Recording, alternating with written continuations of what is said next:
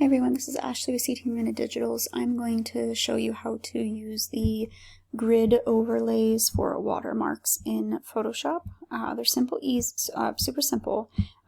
If you just open up whatever image you're wanting to place it on, you can upload the PNG files. You can upload them to your proofing website to have those automatically applied to your image. That's obviously the quickest way to use them for galleries. I'm just showing you how to use them in Photoshop if you ever need to add them for purposes within Photoshop. It's gonna be different for every proofing platform, and obviously there's a bunch of different ones, so I can't show every single way to add them to each proofing gallery. For that, I suggest looking at the how-to videos on the site where your host is from. So I'm going to go ahead and go up to File and Place Embedded, and then navigate to the folder where you have the grids saved. I have horizontal and vertical orientation, and then I also have square ones in here.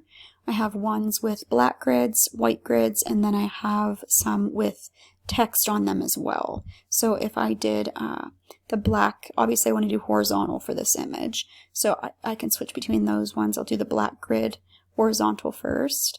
Just double click that, and then you can resize.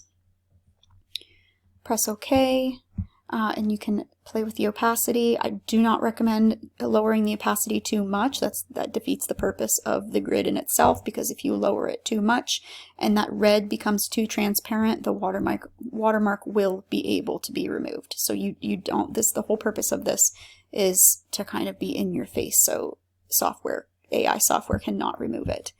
And then if I right click here and replace contents, now I'm going to show you there's a white grid too.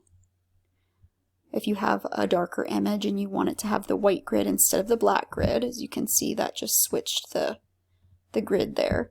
And then I also have ones with right click and replace contents again. I have black and white grid with text on it. And the text says, not purchased, do not screenshot, do not print, watermark removal is illegal.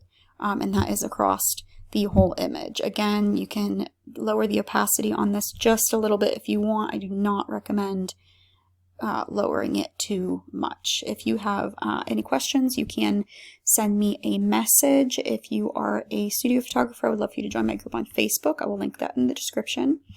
If you want more free tutorials or Photoshop tutorials, be sure to follow or subscribe on YouTube to be notified when I upload new videos. I also have a tutorial on YouTube to show how to create a brush from your logo if you're also wanting to brush that onto your image. It should be coming up next after this video.